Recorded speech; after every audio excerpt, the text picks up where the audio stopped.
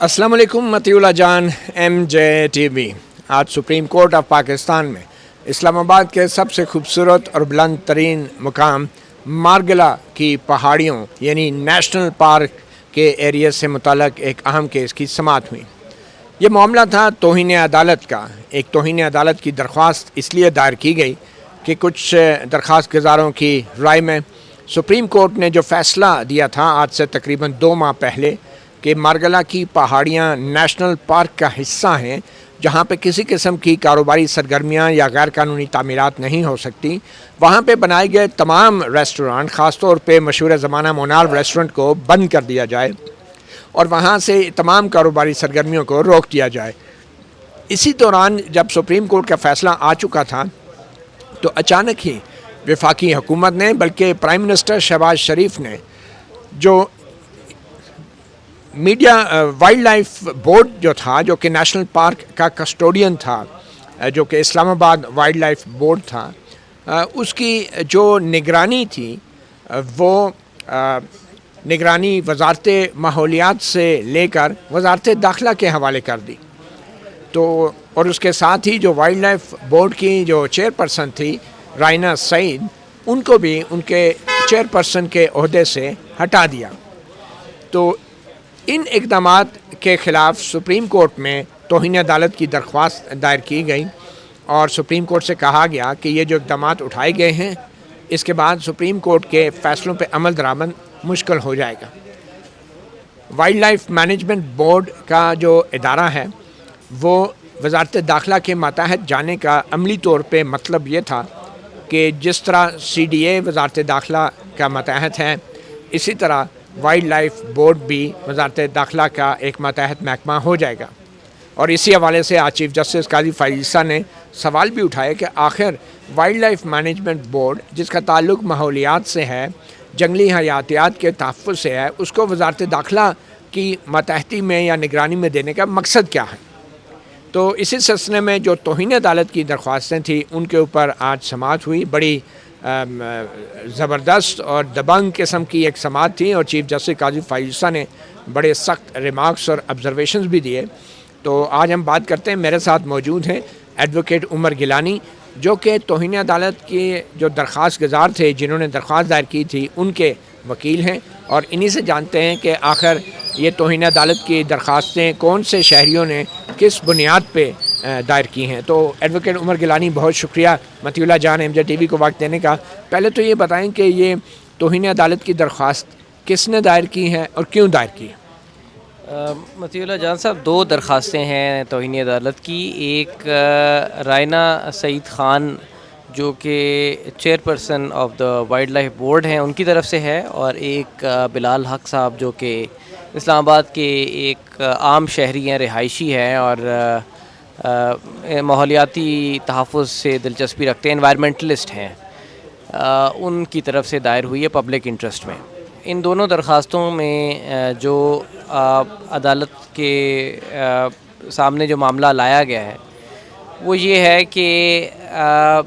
10 یا 11 جون کو غالباً اس عدالت نے ایک آرڈر فرمایا تھا کہ جو وائلڈ لائف پارک میں ماگلا ہلز کے اندر 2 بڑے ریسٹورانٹس لا مونٹانا اور مونال موجود ہیں،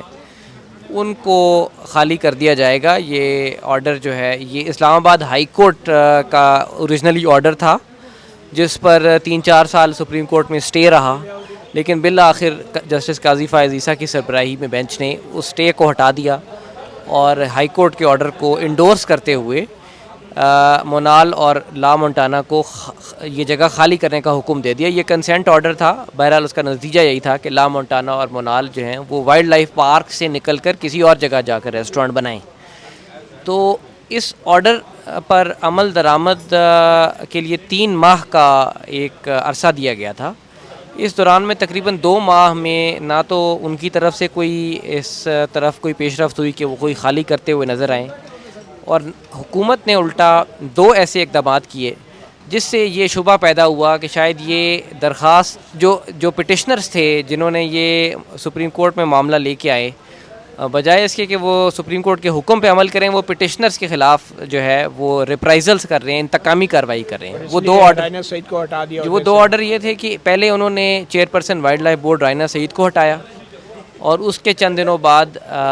جو وائلڈ لائف بورڈ ہے اس کو کلائمیٹ چینج کی منسٹری سے نکال کر منسٹری آف انٹیریئر کے ماتحت کر دیا گیا، جو کہ ویسے بھی ماضی میں وائلڈ لائف بورڈ سے اس کے تعلقات اچھے نہیں رہے. تو ان دونوں واقعات سے یہ تاثر ملتا ہے کہ حکومت کی طرف سے عدالت کے فیصلوں پر عمل درآمد کی بجائے عدالت کی توہین اور عدالت کی حکومت عدولی کا ایک رویہ پایا جاتا ہے. اسی لیے ہم درخواست ڈالنے پہ مجبور ہوئے. ٹھیک ہے. اچھا، اب جو بڑی خبریں ہیں جو آج کی عدالتی کارروائی سے نکلی ہیں وہ بھی مطیع اللہ جان ایم جے ٹی وی آپ سے شیئر کر دیں، پھر ان خبروں کے پس منظر کے لیے ایڈوکیٹ عمر گیلانی سے بھی سوال کریں گے. بڑی خبر یہ ہے کہ حکومت نے رائنا سعید کو بطور چیئرپرسن عہدے سے ہٹانے کا جو نوٹیفیکیشن ہے وہ واپس لے لیا ہے، اور اس کے ساتھ ہی جو حکومت نے جو وائلڈ لائف مینجمنٹ بورڈ کو وزارت داخلہ کی زیر نگرانی کرنے کا نوٹیفیکیشن تھا وہ بھی واپس لے لیا ہے. تو یہ دونوں نوٹیفیکیشن اب واپس ہو گئے ہیں، اور attorney general for Pakistan barrister Mansoor Usman Awan نے یہ یقین دہانی کرائی ہے کہ ان نوٹیفیکیشن کے جاری ہونے کی کیا وجہ تھی، ریزنز کیا تھی، وہ بھی عدالت کو بتائے جائیں گے. اس کے ساتھ ہی جو مزید بڑی ڈیولپمنٹ یہ ہوئی ہے کہ یوں تو نیشنل پارک کا ایریا قانون کے مطابق صرف اسلام آباد کی حد تک محدود ہے، مگر مارگلا کی پہاڑیوں کے پیچھے جو خیبر پختونخوا کا ڈسٹرکٹ ہری پور کا جو علاقہ ہے وہاں پہ بھی بڑی تیزی سے تعمیرات بھی جاری تھیں، اور ایک ہاؤسنگ اسکیم پائن سٹی کے نام سے اور ڈینو ویلی جو ہیں اب ان کو بھی فریق بنایا گیا ہے. ان توہین عدالت کی کارروائیوں میں معلومات ان سے مانگی گئی ہیں، انہیں نوٹسز جاری کیے گئے ہیں. تو کچھ تکنیکی سوال ہیں عمر گیلانی سے، تو بہرحال پہلے عمر گیلانی سے جانتے ہیں کہ یہ پائن سٹی کا کیا معاملہ ہے. عمر گیلانی صاحب، پائن سٹی جو کہ بظاہر خیبر پختونخوا کے علاقے میں آ رہی ہے، مگر وہاں پہ بھی یہ ایک جنگل ہے، اور سرکاری طور پہ جو خیبر پختونخوا کے جو وکیل تھے ایڈوکیٹ جنرل خیبر پختونخوا شاہ فرمان شاہ، تو وہ یہ کہہ رہے تھے کہ اجازت نہیں لی اس ہاؤسنگ اسکیم نے بھی، اور اس کے حوالے سے کیا پرٹیکولر آرڈر سپریم کورٹ نے پاس کیے ہیں آج چیف جسٹس قاضی فائز عیسیٰ نے؟ جی، پائن سٹی کا جو معاملہ ہے وہ اس طرح سے شروع ہوا کہ نیشنل اسمبلی کے سامنے، بلکہ کانسٹیٹیوشن ایونیو پہ کئی جگہوں پر کچھ دنوں پہلے ایک بینر آویزاں کیا گیا، اور اس بینر میں سی ڈی اے کی ایک شجرکاری مہم تھی، اس کا بھی ذکر تھا، لیکن ساتھ ہی سی ڈی اے کا لوگو اور پائن سٹی کا لوگو ساتھ ساتھ لگے ہوئے تھے. اور اس بینر کو دیکھنے والے ایک عام شخص کا تاثر یہی پیدا ہوتا ہے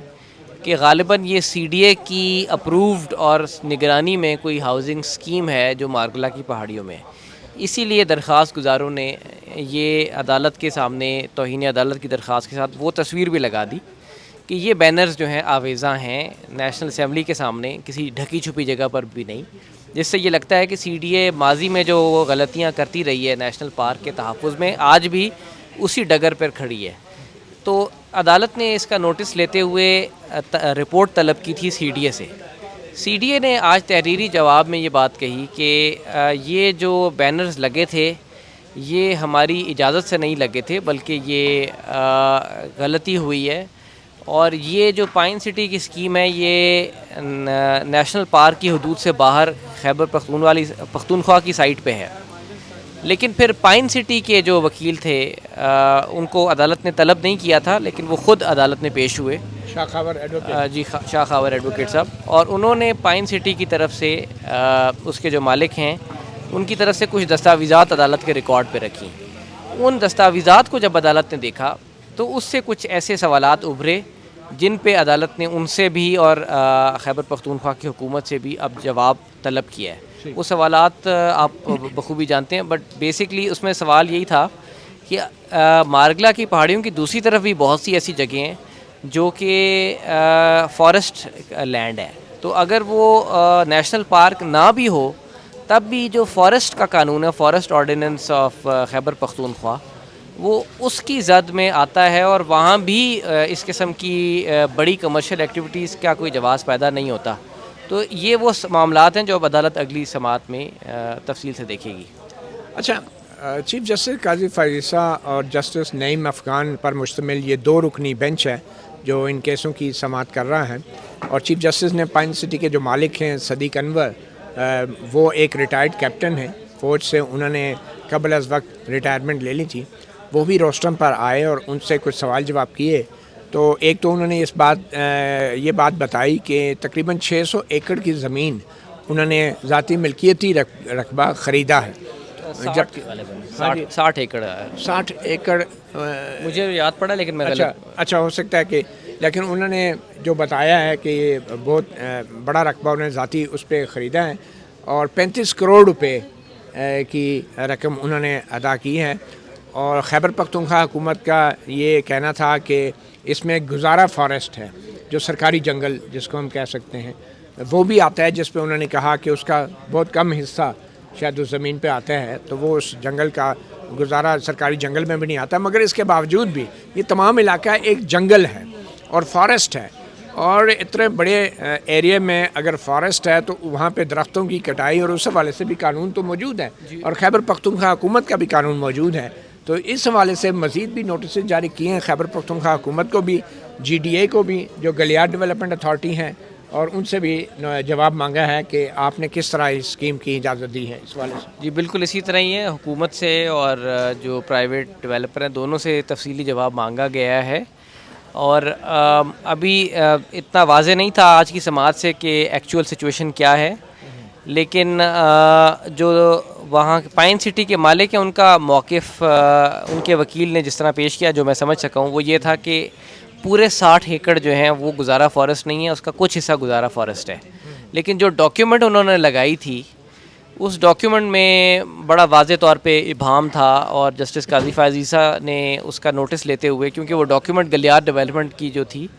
اس میں پرائما فیسا کو ہیرا پھیری نظر آتی ہے، تو اس لیے عدالت نے اس پہ تفصیلی جواب مانگے. اب انشاءاللہ اگلی سماعت میں دودھ کا دودھ پانی کا پانی ہو جائے گا. ٹھیک ہے. اچھا، اس کے علاوہ اب ڈائنو ویلی ایک اور بڑا پروجیکٹ ہے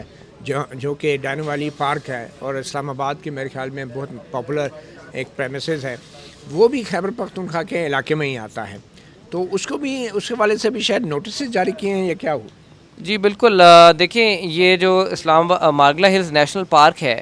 اس کی جو فی الحال جو حدود نوٹیفائی ہوئی ہیں وہ اسلام آباد کی کیپٹل ٹیریٹری کی حدود کے ساتھ ہیں. تو جہاں کے پی آ جاتا ہے وہاں سے یہ نیشنل پارک کی زمین ختم ہو جاتی ہے. لیکن سوال یہ اٹھتا ہے کہ جو جانور ہیں، پرندے ہیں اور وائلڈ لائف ہے، ظاہر ہے کہ وہ تو ان حدود کی پابند نہیں ہے. اگر آپ اس علاقے میں وائلڈ لائف کو پروٹیکٹ کرنا چاہتے ہیں تو ظاہر ہے آپ کو اس علاقے میں بھی کچھ تو کرنا پڑے گا. اسی حوالے سے میں نے آج عدالت میں جو گزارش کی وہ یہ تھی کہ جو یہ ایکسیس روڈ ہے، سن 2005 سے پہلے جب مونال نہیں بنا تھا اس وقت ایکسیس روڈ دامنے کو تک تقریباً ختم ہو جاتی تھی. اس سے آگے ایک سمال ٹریک تھا جس کا مقصد صرف جو ان مارگلا کی پہاڑیوں میں رہنے والے آبائی جدی پشتی گاؤں والے ہیں ان کو راستہ دینا تھا.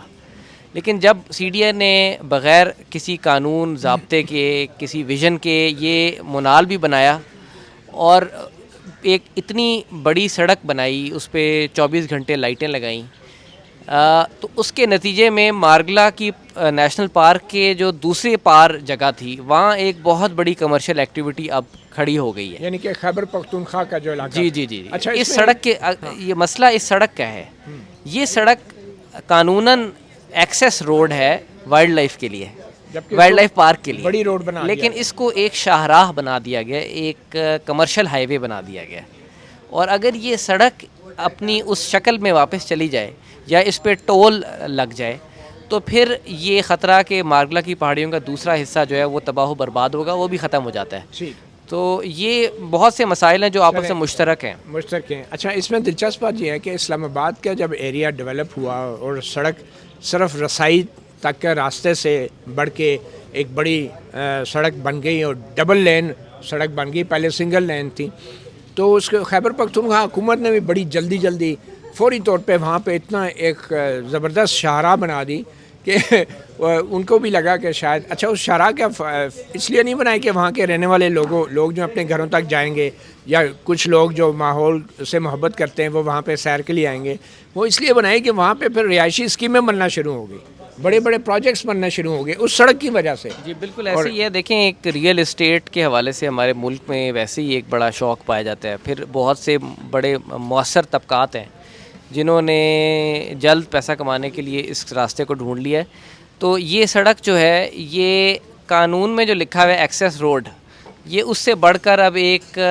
Real estate development housing societies کا ایک ٹول بن گئی ہے. اور اس حوالے سے ہمیں سوچنا چاہیے. دیکھیں یہ اسلام آباد کی آپ بھی اسلام آباد کی رہائشی سپریم کورٹ نے کیا آرڈر دیا اس ایکسیس روڈ کے حوالے سے؟ سپریم کورٹ میں ہم نے جو ہماری اوریجنل کانسٹیٹیوشنل پٹیشن تھی جس کا آرڈر شارٹ آرڈر ہو گیا ہے، اس میں ہم نے عدالت سے یہ گزارش کی تھی کہ اس بارے میں بھی کلیریفیکیشن دی جائے. تو انشاءاللہ ہم لانگ آرڈر کا انتظار کر رہے ہیں. ہوپ فلی اس میں اس بارے میں کوئی واضح ہدایات ہوں گی. اسلام آباد وائلڈ لائف بورڈ کا موقف یہ رہا ہے کہ اس ایکسیس روڈ کو ہمیں ریگولیٹ کرنا چاہیے کسی نہ کسی طریقے سے. وہ مشاورت سے طے ہونا چاہیے، لیکن یہ کہ کوئی ریگولیشن ہونی چاہیے. کوئی ریگولیشن نہ.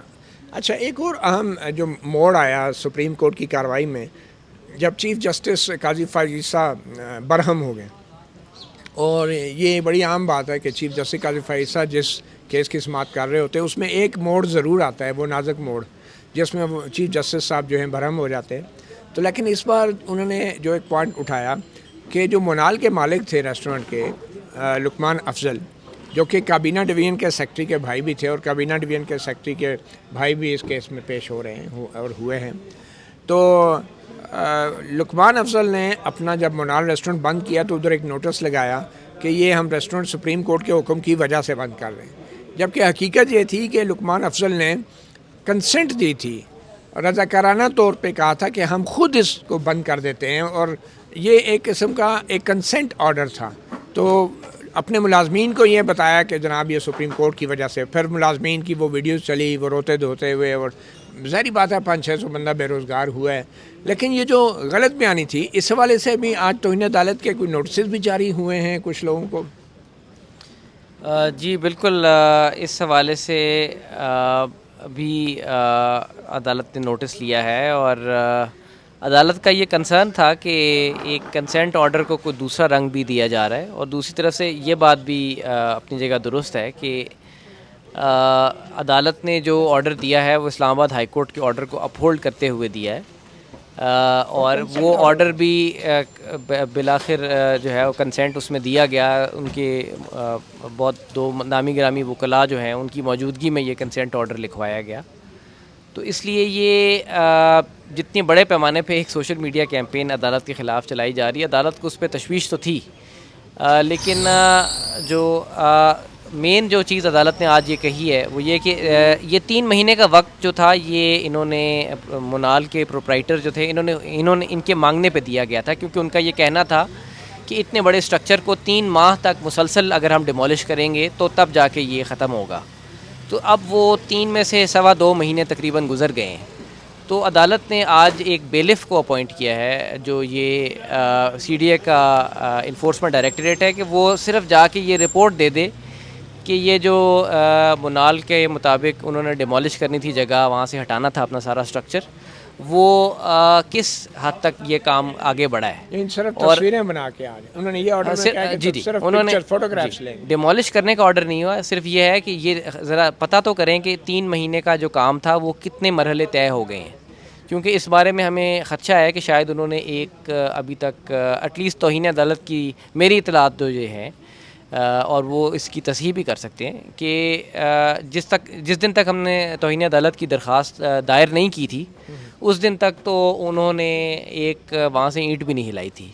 اور جس دن ہم نے توہین عدالت کی درخواست دائر کی ہے اس دن رات کو سوشل میڈیا پہ انہوں نے یہ اعلان کیا کہ اب ہم یہ جگہ چھوڑ رہے ہیں، کیونکہ غالباً اس سے پہلے ان کا ارادہ کچھ اور تھا. ان کا ارادہ تو یہ تھا کہ شاید وہ اس وائلڈ لائف بورڈ کو ہی آگے پیچھے کر دیں جس کی پٹیشن پہ یہ فیصلے ہوئے ہیں. اچھا کچھ توہین عدالت کے نوٹسز جو جاری کیے تھے وہ ڈسچارج بھی ہوئے ہیں، وہ کون سے ہیں؟ جی جو کیبنٹ سیکریٹری کامران علی افضل صاحب کو بلایا گیا تھا اور اس کے علاوہ انوائرمنٹ سیکریٹری، ان دونوں کو کی حد تک نوٹسز کو ڈسچارج کر دیا گیا ہے، بنیادی طور پہ اس وجہ سے کہ کیبنٹ سیکریٹری نے یہ بات بالآخر واضح کر دی کہ یہ منسٹری آف انٹیریئر کے کہنے پہ یہ کام ہوا ہے، جبکہ سیکریٹری انوائرمنٹ جو ہے وہ انہوں نے جو چیئرپرسن کو ہٹانے کا آرڈر تھا وہ پہلے ہی واپس لے لیا تھا، تو اس لیے ان دونوں کی حد تک ڈسچارج ہو گیا۔ اٹارنی جنرل آف پاکستان سے البتہ رپورٹ طلب کی گئی ہے کہ یہ بتائیے کہ یہ جو فیصلے جو تھے جو پہلے کیے گئے پھر جھٹ سے حکومت نے واپس بھی لے لیے، ان کے پیچھے کیا محرکات یہ میں آپ کو بتا دیتا ہوں، جو آرڈر میں اٹارنی جنرل صاحب سے کہا گیا ہے اور آرڈر میں نوٹ کیا گیا ہے کہ ہم اپریشیٹ کرتے ہیں کہ وزیر اعظم نے وہ دونوں نوٹیفیکیشن واپس لے لیے ہیں، مگر سوال یہ پیدا ہوتا ہے کہ کس طریقے سے وزیر اعظم کو مینوپولیٹ کیا گیا اس سارے عمل کو، یا وزیر اعظم کو ایڈوائز کیا گیا۔ اور اس آرڈر میں یہ بھی لکھا ہے کہ یہ وزیر اعظم کو خود اس بات کی طرف توجہ دینی ہوگی کہ وہ لوگ جو انہیں مشورے دیتے رہے ہیں اس سارے عمل میں اور ان کو یہ بتاتے رہے ہیں کہ یہ، تو سوال یہ پیدا ہوتا ہے کہ کیا ان کا ذاتی مفاد تھا یا یہ مفاد عامہ تھا جس کے تحت وزیر اعظم نے یہ نوٹیفیکیشن جاری کیے تھے جو اب واپس ہو گئے ہیں۔ اور ایسے اقدامات کی وجہ سے جو وزیر اعظم کا عہدہ ہے وہ جو ہے اس کی ساکھ متاثر ہوئی ہے اگر کوئی رہ گئی تھی تو، اور وہ ڈس ریپیوٹ کا شکار ہوا۔ اور اٹارنی جنرل نے پھر کہا کہ جناب بالکل وہ یہ وجوہات ضرور لائیں گے، اور پھر یہ بھی کہا اٹارنی جنرل نے کہ وہ جو ٹرانسفر کیا گیا تھا وائلڈ لائف مینجمنٹ بورڈ کو اس کا نوٹیفیکیشن بھی واپس ہو گیا ہے۔ پھر جی ایک بڑا لانگ ٹرم آئینی نقطہ اور خاص طور پہ قانون کے طلباء یا وکلاء جو ہماری آڈینس میں ہیں ان کے لیے بڑا اہم آج عدالت میں اٹھایا گیا، وہ یہ تھا کہ رولز آف بزنس میں چینج کر کے ایک ادارے کو دوسری منسٹری، ایک منسٹری سے نکال کے دوسری میں ڈالنا جو ہے، کیا یہ ایک بند کمرے میں ایک وزیر اعظم کے آرڈر سے ہو سکتا ہے، یا اس کے لیے اسٹیبلشمنٹ ڈویژن سے ایک سمری کا آنا لازمی ہے؟ کیونکہ رولز آف بزنس میں ایک جگہ یہ بھی لکھا ہے کہ اسٹیبلشمنٹ ڈویژن کے فرائض میں سے یہ ہے کہ اگر وہ کسی ایک ادارے کو دوسری ایک منسٹری سے دوسری میں نکالا جا رہا ہو تو اس حوالے سے وہ اپنا اوپینین دے کہ کیا یہ ایفیشینٹ ورکنگ آف گورنمنٹ کے لیے لازمی ہے یا نہیں ہے۔ اور پھر یہ میں نے عدالت کی توجہ اس طرف دلائی کہ آئین کے آرٹیکل 99 کے سب آرٹیکل 2 میں یہ لکھا ہے کہ رولز آف بزنس بنانے کا اختیار وفاقی حکومت کو بطور ادارہ ہے، تو اگر وزیر اعظم بطور شخص یہ رولز بنا نہیں سکتا تو کیا وہ ان رولز میں اتنی بڑی ترمیم اکیلے کر سکتا ہے؟ ترمیم کے علاوہ ہمارا موقف تو یہ ہے کہ یہ اس قسم کی بڑی تبدیلی جو ہے وہ اس کے لیے وفاقی کابینہ کا کنسرٹ کابینہ کا فیڈرل گورنمنٹ کا لفظ بھی لکھا ہے رولز آف بزنس میں۔ بالکل ہمارا موقف یہی ہے کہ یہ رولز آف بزنس میں امینڈمنٹ کے مترادف ہے جو کہ وفاقی کابینہ کے سامنے اور اس سے مشاورت کیے بغیر نہیں ہو سکتا تھا۔ اچھا، سپریم کورٹ میں اور خاص آرڈر میں یہ بھی لکھا ہے کہ جو سیکرٹری کابینہ ہیں کامران علی افسر، پہلے تو انہوں نے یہ کہا کہ یہ جو وائلڈ لائف مینجمنٹ بورڈ کو وزارت داخلہ کے ماتحت دیا گیا ہے اس کا فیصلہ وزیر اعظم نے خود کیا تھا، اور پھر بعد میں آج انہوں نے کہا کہ جناب یہ وزارت داخلہ سے ایک سمری گئی تھی، تو اس بات کو بھی نوٹ کیا ہے چیف جسٹس نے اپنے آج کے آرڈر میں، اور اس میں وہ یہ کہہ رہے ہیں کہ اس سے جو ہے یہ جو بھی اداروں کی وزارت چینج ہوتی ہے اس میں مفاد عامہ کا وجہ بتانا بہت ضروری ہے، اور پھر وفاقی کابینہ کی منظوری بھی اس کے لیے ضروری ہے، اور بظاہر یہ طریقہ کار فالو نہیں کیا گیا تھا۔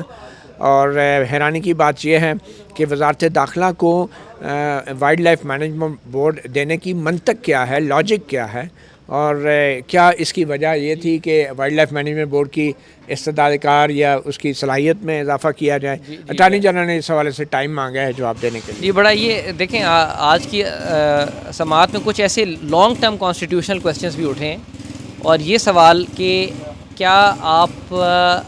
بغیر کسی لاجک کے یہ رولز آف بزنس میں ایک ادارے کو دوسرے ادارے کے اندر ڈال سکتے ہیں، یا اس کے لیے کوئی لاجک ہونا لازمی ہے؟ یہ اٹھایا گیا ہے کیونکہ مثال کے طور پہ منسٹری آف انٹیریئر کے جو زیادہ تر فرائض ہیں اگر آپ رولز آف بزنس میں دیکھیں تو وہ پولیس سے متعلق ہیں کہ یا کرائم سے متعلق ہیں، تو یہ جو ایشو ہے یہ ایک جبکہ اگر آپ سی ڈی اے کا آرڈیننس دیکھیں تو اس میں ہاؤسنگ اور ٹاؤن پلاننگ سے زیادہ مناسبت لگتی ہے، تو قاضی فائز عیسیٰ نے بھی یہ بات کہی کہ یہ ہمارے ملک میں بدقسمتی یہ ہے کہ ان معاملات پہ کوئی سنجیدگی سے سوچ بھی نہیں رہا. تو یہ سوالات عدالت میں ہی اٹھائے جاتے ہیں، ورنہ اصولاً تو یہ ہماری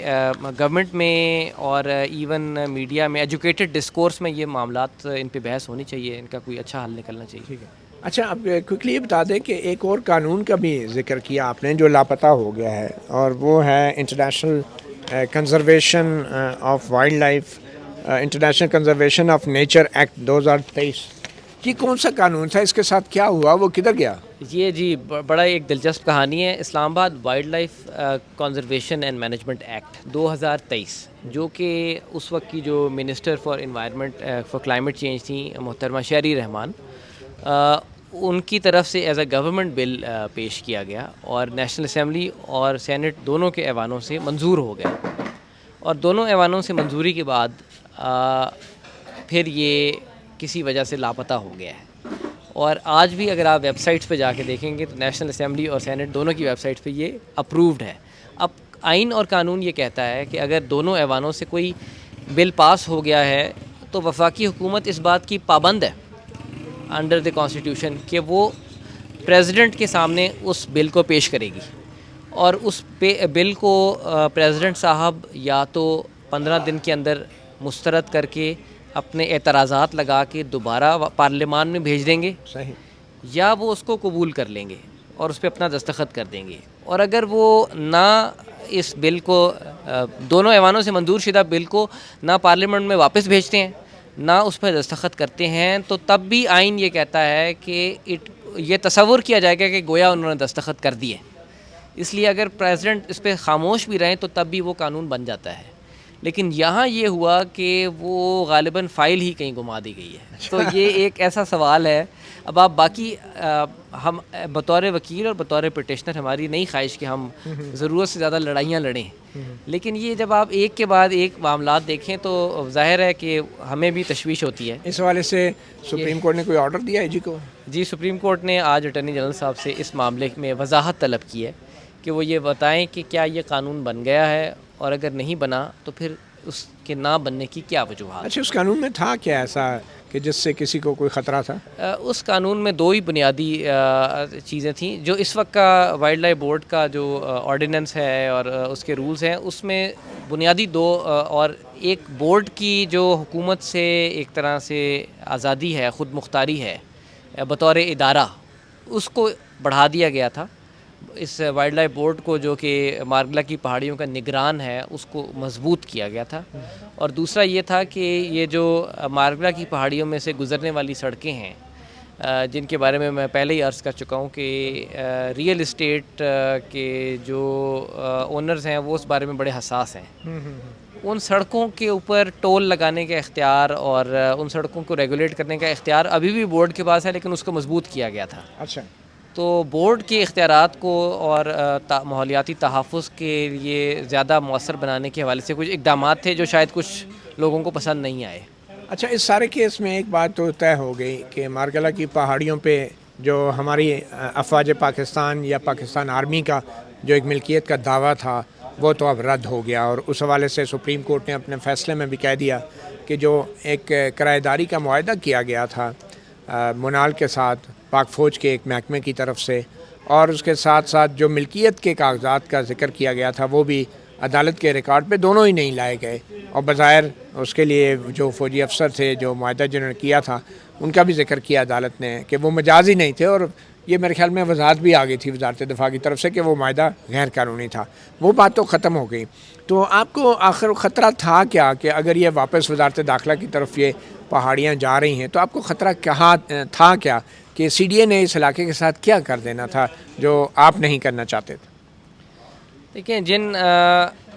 جو سیکوینس آف ایونٹس ہے اس سے ہمیں تشویش پیدا ہوئی، کیونکہ جب چیئرپرسن وائلڈ لائف بورڈ کو ہٹایا گیا اس وقت تو ہم نے بھی درخواست دائر نہیں کی، کیونکہ یہ کوئی ذاتی کرسی کی لڑائی نہیں ہے، یہ ایک پرو بونو عہدہ ہے. لیکن اس کے بعد جب بورڈ کو بھی ایک منسٹری سے نکال کے دوسری کے تحت دے دیا گیا تو تب ہمیں یہ محسوس ہوا کہ یہ جو معاملہ ہے یہ کسی صحیح طرف نہیں پڑ رہا. اس میں جو ماحولیاتی تحفظ کے حوالے سے جو ہمارا مینڈیٹ ہے،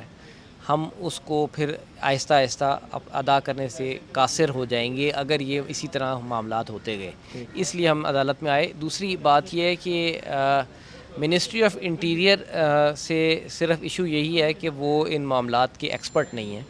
ان کا تھانے کچہری کا تجربہ زیادہ ہے, لیکن جو ماحولیاتی تحفظ ہے یہ بطور خود ایک شعبہ ہے. اس کے لیے ایک مزاج بھی چاہیے, اس کے لیے ایک علم بھی چاہیے. وہ منسٹری آف کلائمیٹ چینج میں کم از کم اس کی نسبت زیادہ ہے. تو اس لیے یہ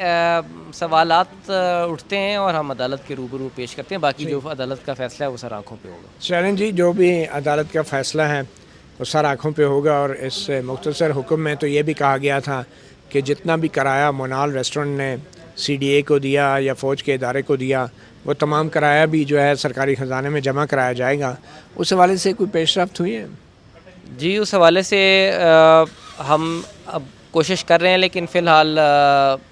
میں اس کی بھی بہت ڈیٹیلز میں نہیں جانا چاہتا. لیکن ابھی تک جو عدالت کے حکم کے مطابق مونال کا جمع شدہ کرایہ وائلڈ لائف بورڈ کو دیا جانا چاہیے تھا, وہ نہیں ہوا. اس حوالے سے ہم نے عدالتی چارہ جوئی بھی شروع کر دی ہے سول کورٹ کے سامنے, لیکن فی الحال اس آرڈر پہ بھی امپلیمنٹیشن نہیں ہوئی. تو وہ بھی کنٹیمپٹ آف کورٹ میں آئیں گے آپ؟ اگر ضرورت پڑی ہم سول کورٹ میں چلیں گے. اس کا مطلب یہ تو 30-40 سال پڑا رہے گا. نہیں, وہ چونکہ کرایہ سول عدالت میں جمع ہو رہا تھا تو اس لیے یہ لازمی تھا, قانوناً ہم پروسیجرل ہم پابند تھے کہ ہم اس سول عدالت کے سامنے ہی پہلے اپنا موقف پیش کریں. اور یہ کتنی اماؤنٹ بنتی ہے اندازاً؟ یہ میرے علم کے مطابق چند کروڑ روپے ہیں, جو کہ جیسے ہی اسلام آباد وائلڈ لائف بورڈ کو وصول ہوں گے تو وہ وائلڈ لائف کی پروٹیکشن ہی پر خرچ ہو سکتے ہیں. لیکن یہ تو وہ کرایہ نا کہ جو عدالتی ہائی کورٹ کے حکم پہ عدالت میں جمع ہوا تھا, اس سے پہلے جو معاہدے کے تحت فوج کا محکمہ اور جو CDA کرایہ لیتا رہا ہے, کیا وہ واپس نہیں ہوگا؟ عدالت کے آرڈر میں صرف اسی کرائے کا ذکر ہے جو کہ سول عدالت میں مونال جمع کراتا رہا ہے. لیکن ماضی میں کیا کچھ ہوتا رہا اس کے بارے میں سپریم کورٹ کے آرڈر میں کوئی صریحاً نہیں لکھا, لیکن اس حوالے سے بھی اسلام آباد وائلڈ لائف بورڈ جو اپنی قانونی چارہ جوئی کا حق تو رکھتا ہے. ٹھیک ہے. اچھا, کوئکلی یہ بتا دیں کہ اصل فیصلہ تو چیف جسٹس قاضی فائز عیسیٰ کا نہیں بلکہ جسٹس اطہر من اللہ کا ہے, اور اس فیصلے میں بہت سی باتیں کی گئی تھی. جو نیوی کا راول لیک کے کنارے پر جو سیلنگ کلب ہے اس کو گرانے کا حکم ہے, اور اسی طرح نیوی کا جو اسلام آباد میں گولف کورس ہے اس کو بند کرنے کا اور گرانے کا حکم ہے. CDA بلکہ وائلڈ لائف مینجمنٹ بورڈ کو کہا گیا کہ ان سے قبضہ بھی لیا جائے. اور پھر جو GHQ ہے, ڈیفنس کمپلیکس ہے, جو آرمی ہیڈ کوارٹر نیا بن رہا ہے مارگلا کے دامن میں, ان کی ڈیمارکیشن کا بھی حکم ہے. تو اس پہ کتنا عمل درآمد ہوا ہے ابھی تک؟ میرے پاس اس بارے میں پوری کلیئر انفارمیشن نہیں ہے کہ کتنا عمل درآمد ہوا, لیکن یہ آرڈرز تھے اور ان آرڈرز کو اس حد تک اپیل بھی نہیں کیا گیا. سو جسٹس اطہر من اللہ کا اسلام آباد ہائی کورٹ کا جو فیصلہ تھا مونال کے حوالے سے, اس میں یہ نیول گولف کورس کا اور ان معاملات کا ذکر نیشنل پارک کے حوالے سے تھا, صرف مونال نہیں. لیکن اس سے تو لگتا ہے سپریم کورٹ کی کارروائی سے کہ صرف مونال ہی مونال. میں اس کا عرض کر دوں, یہ تاثر غلط ہے, کیونکہ اسلام آباد ہائی کورٹ کے فیصلے کے کئی حصے تھے اور اس میں سے صرف ایک ہی حصے کو چند پارٹیوں نے چیلنج کیا اپیل میں. تو سپریم کورٹ کے باقی جو فیصلے تھے وہ تو منوعاً فائنالٹی اٹین کر چکے ہیں. مثلاً کون سے؟ مثلاً نیول گولف کورس کا معاملہ جو ہے یا وغیرہ وغیرہ. لیکن وہ ابھی تک گرایا نہیں گیا, بند نہیں ہوا. لیکن جو اپیل کی گئی تھی وہ مونال کی حد تک تھی, اور منسٹری آف ڈیفنس کی اپیل, مونال والوں کی اپنی اپیل. منسٹری آف ڈیفنس نے جو اپیل کی تھی اس میں یہ نیول سیلنگ کلب اور گولف کلب کو گرانے کے کو چیلنج نہیں کیا گیا. جو اسلام آباد جو اپیلیں سپریم کورٹ میں ہیں وزارت دفاع کی طرف, وہ وزارت دفاع کا بھی ذیلی ادارہ ہے ری ماؤنٹ, اس کی طرف سے کی گئی تھی. سپریم کورٹ میں انہوں نے صرف مونال کی حد تک معاملے کو چیلنج کیا ہے. مجھے اس بارے میں پوری انفارمیشن نہیں ہے, لیکن غالباً اسلام آباد ہائی کورٹ میں ICA میں باقی معاملات کے پہ انہوں نے اپیل کی ہوئی ہے.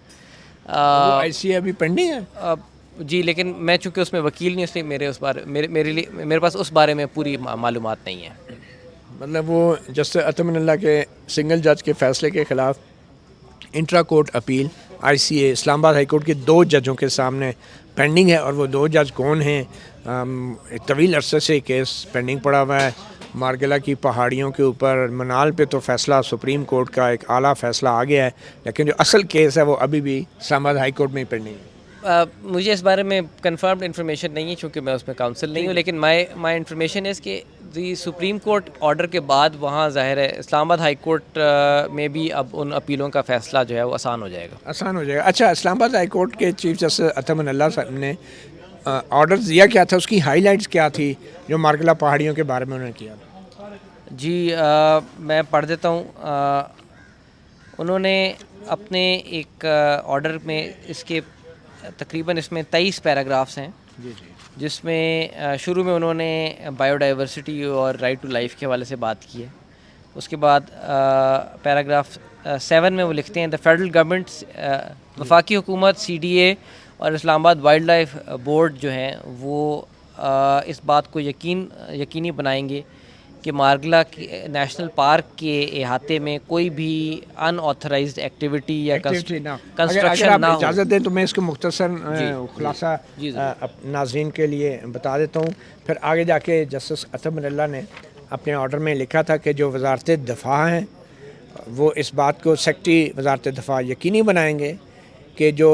3 سیکٹر افواج پاکستان کو دیے گئے ہیں اسلام آباد میں، وہاں پہ جو نافذ العمل جو قوانین ہیں ان کا سختی سے ان کو نافذ کیا جائے گا، جو تعمیرات سے متعلق قوانین ہیں. اور جو چیئرمین سی ڈی اے ہیں وہ سیکٹری وزارت دفاع کو ان قوانین کے بارے میں آگاہ کریں گے اور جو بھی مروجہ قوانین ہیں ان کے بارے میں. اور پھر پاکستان نیوی نے جو ریاستی زمین پر تجاوزات کر رکھی ہیں، خاص طور پہ نیشنل پارک کے ایریا میں غیر قانونی طور پہ ایک گولف کورس بنایا ہے سیکٹر E8 میں، اور جو تعمیرات کی گئی ہیں اور جو تجاوزات کی گئی ہیں گولف کورس بنانے کے لیے وہ بدستور غیر قانونی رہیں گی، اور ان کو وہ جو ہے ہمیشہ سے ان کو انلیگل سٹرکچر ہی ان کا سٹیٹس رہے گا. اور پھر نیوی کا جو گولف کورس ہے وہ امیجیٹلی اس کو سیل کر دیا جائے گا، اس کی جو قبضہ ہے وہ فوری طور پہ سی ڈی اے کے حوالے کیا جائے گا اور اسلام آباد وائلڈ لائف مینجمنٹ بورڈ کے حوالے کیا جائے گا. اور نیول گولف کورس پہ بھی جو کنسٹرکشن کی گئی ہیں ان کو 4 ہفتے کے اندر ڈیمالش کرنے کا حکم دیا گیا تھا. مگر یہ وہ معاملات ہیں شاید کہ جو ابھی بقول آپ کے انٹرا کورٹ اپیل میں ابھی زیر سماعت ہیں، اس لیے سپریم کورٹ میں یہ معاملات ابھی نہیں آئے. جی میرا یہ خیال ہے، مجھے اس بارے میں کنفرم انفارمیشن نہیں ہے، سپریم کورٹ میں نہیں ہے البتہ. اچھا، نہیں ہے. پھر اس کے یہ بھی کہا گیا کہ سی ڈی اے اور وائلڈ لائف مینجمنٹ بورڈ جو ہے وہ مل کر نیوی گولف کورس کی جو زمین ہے اس کا قبضہ واپس لیں گے اور اس کو نیشنل پارک کے ساتھ دوبارہ بحال کریں گے. پھر سیکٹری وزارت دفاع ایک انکوائری ہولڈ کریں گے، اور جو فوج کے افسران جو ہیں وہ نیشنل پارک کے ایریے پہ تجاوزات کرنے کے ذمہ دار ہیں غیر قانونی طور پہ، اور ان کے خلاف یہ امیجیٹلی ایک انکوائری کریں گے اور ذمہ داری کا تعین کریں گے. پھر سیکٹری وزارت دفاع کو یہ بھی کہا گیا ہے کہ وہ ایک فورنسک آڈٹ کریں گے آڈیٹر جنرل آف پاکستان کے ذریعے، اس بات کا تعین کرنے کے لیے کہ قومی خزانے کو ان تجاوزات کی وجہ سے کتنا نقصان پہنچا ہے متعلقہ اہلکاروں اور افسران کی وجہ سے. اور پھر جو فوج کا محکمہ تھا remount veterinary and farms directorate of Pakistan army, 8000 acre سے زائد کا جو ان کا جو دعویٰ تھا وہ 1979 اور 1960 کے جو قوانین ہیں اسلام آباد کے ماسٹر پلان سے متعلق ان کی سرین خلاف ورزی تھا. اور یہ جو دعویٰ ہے یہ عام افواج پاکستان کے جو زمینوں کا انتظام کرنے سے متعلق جو قوانین ہیں ان کی بھی خلاف ورزی ہے. اور وفاقی حکومت کے پاس یہ اختیار نہیں ہے کہ وہ فوج کے اس محکمے کو 8000 ایکڑ سے زائد کا جو نیشنل پارک کا ایریا ہے وہ ان کو الاٹ کر دے یا ان کو دے دے. اور اسی طرح جو فوج کا ڈائریکٹریٹ ہے ان کے پاس بھی یہ اختیار نہیں ہے کہ وہ نیشنل پارک کے کسی بھی ایریے کی ملکیت جو ہے وہ لینے کی کوشش کرے یا اس کا قبضہ لینے کی کوشش کرے. اور یہ جو معاہدہ کیا تھا ریماؤنٹ ویٹنری اور فارم ڈائریکٹریٹ نے 30 ستمبر 2019 کو منال ریسٹورنٹ کے ساتھ کرایہ داری کا معاہدہ، وہ بھی جو ہے اختیار کے بغیر تھا اور بلا اختیار تھا اور غیر قانونی تھا. اور اسی طرح جو رینٹ ڈائریکٹریٹ نے جو فوج کے محکمے نے منال ریسٹورنٹ سے جو ریکور کیا تھا وہ بھی غیر قانونی تھا. اور سیکٹری وزارت دفاع جو ہیں وہ اس بات کو یقینی بنائیں گے کہ جو ریماؤنٹ ویٹنری ڈائریکٹریٹ نے جو رینٹ ریکور کیا ہے وہ قومی خزانے میں 60 دن کے اندر جو ہے وہ جمع کرایا جائے. اور پھر لیز ایگریمنٹ بھی جو منال کے ساتھ کیا گیا تھا CDA کا, اس کو بھی چیف جسٹس اطہر اللہ اسلام آباد ہائی کورٹ کے طور پہ انہوں نے غیر قانونی قرار دیا تھا, اور CDA اور وائلڈ لائف مینجمنٹ بورڈ سے کہا تھا کہ وہ فوری طور پہ منال ریسٹورنٹ کا قبضہ لے لیں, اس کو سیل کر دیں, اور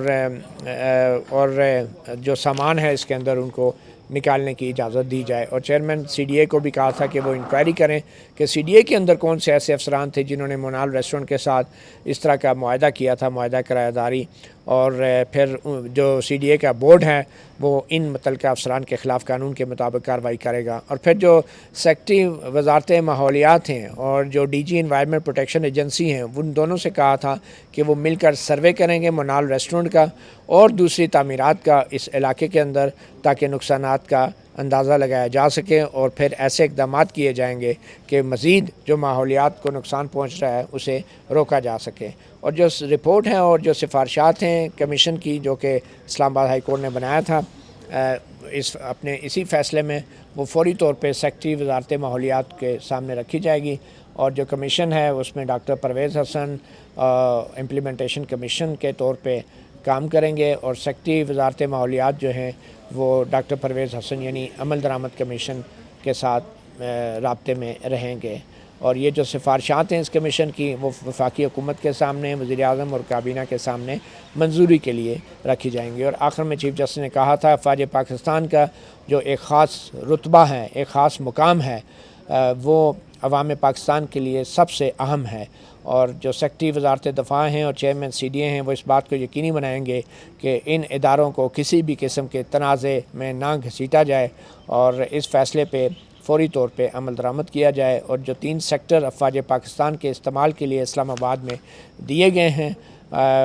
وہ اس حوالے سے بھی اس بات کو یقینی بنائیں گے کہ ان کے اوپر بھی کوئی متنازع وہاں پہ بھی اقدامات نہ کیے جائیں اور وہاں پہ قوانین کا سختی سے اطلاق کیا جائے. اور یہ جو مذکورہ سینئر اہلکار ہیں وہ اپنی عمل درآمد رپورٹ جو ہے اسلام آباد ہائی کورٹ کے رجسٹرار کو 30 دن کے اندر جمع کرائیں گے, اور رجسٹرار جو ہے یہ رپورٹ کی کاپی جو ہے وہ تمام متعلقہ محکموں کو عمل درآمد کے لیے بھیجے گا. تو یہ چیف جسٹس اطہر اللہ کا اسلام آباد ہائی کورٹ کے چیف جسٹس کے طور پہ بطور سنگل جج ایک فیصلہ تھا. اب دیکھنا یہ ہے کہ سپریم کورٹ میں جو معاملہ ایڈوکیٹ عمر گیلانی کہہ رہے ہیں کہ وہ شاید یہ سارے معاملات ابھی آئے نہیں ہیں, ابھی ICM میں پینڈنگ ہے, تو کیا چیف جسٹس قاضی فائزہ جو ہیں صرف منال یا ان ریسٹورنٹس کی حد تک ہی اپنا فیصلہ کریں گے یا پھر اس ICA کے بارے میں بھی معلومات حاصل کریں گے. اور چیف جسٹس اطہر اللہ نے جو بطور اسلام آباد ہائی کورٹ چیف جسٹس حکم دیا تھا, کیا وہ سارے کا سارا حکم جو ہے وہ سپریم کورٹ نے برقرار رکھا ہے یا اس کا کچھ حصہ, اس کے حوالے سے اب مزید جو ہے ہمیں بعد میں ہی کچھ معلومات حاصل ہو سکیں گی. ایڈوکیٹ عمر گیلانی آپ کا بہت شکریہ, آپ نے مطیولہ جان MJ TV کو وقت دیا, اور 2 ہفتے کا ٹائم ہے, آئندہ سماعت 2 ہفتے بعد ہے جی 2 ہفتے کے بعد ہوگی, 2 ہفتے کے بعد ٹائم ہے. اور پھر دیکھتے ہیں کہ جو مارگلہ ہلز نیشنل پارک اسلام آباد کا ایریا وہ, اور جو خیبر پختونخوا میں جو اب نئی تعمیرات ہوئی ہیں اس حوالے سے سپریم کورٹ مزید کیا کارروائی کرتی ہے. مگر ایک سوال ہے عمر گیلانی صاحب کہ کیا کنٹیمپٹ آف کورٹ پروسیڈنگ میں کیا سپریم کورٹ مزید نوٹسز جاری کر سکتی ہیں سو موٹو کے, کیونکہ اب یہ ایک قسم کا فریش سو موٹو نہیں ہو گیا, اور کیا یہ کمیٹی کے پاس نہیں جانا چاہیے یہ دوسرے معاملات کے اندر جو نوٹسز جاری کیے جا رہے ہیں اب کنٹیمپٹ آف کورٹ پروسیڈنگ میں؟ جی یہ کنٹیمپٹ کا جو سکوپ ہے وہ بہرحال لمیٹڈ ہے. کچھ معاملات ایسے ہیں جو ہم نے جیسے پائن سٹی کے حوالے سے ہم نے عدالت اپنی پٹیشن میں آلریڈی اس کو اٹھایا ہوا ہے, اس لیے سو موٹو تو نہیں ہے, ہم نے درخواست گزار کی طرف سے یہ معاملہ سامنے لایا گیا. لیکن یہ بات درست ہے کہ پروسیجرلی اس میں بہرحال عدالت کے پاس ایک لمیٹڈ سکوپ ہے, اور اگر کوئی ایسی ضرورت پڑتی ہے تو پھر ظاہر ہے کسی اور پٹیشن کا سامنے آنا لازمی ہوگا, اور پھر وہ ججز کمیٹی میں جائے گی. جی جی بالکل ایک قاعدہ ہے اس کے حساب سے. بہت شکریہ. یہ توقع کرتے ہیں کہ عدالت اپنے پروسیجر اور رولز کے حساب سے چلے. بہت شکریہ ایڈوکیٹ عمر گیلانی. مطیولہ جان MJ TV سے اتنا ہی, اجازت دیجیے, اللہ حافظ.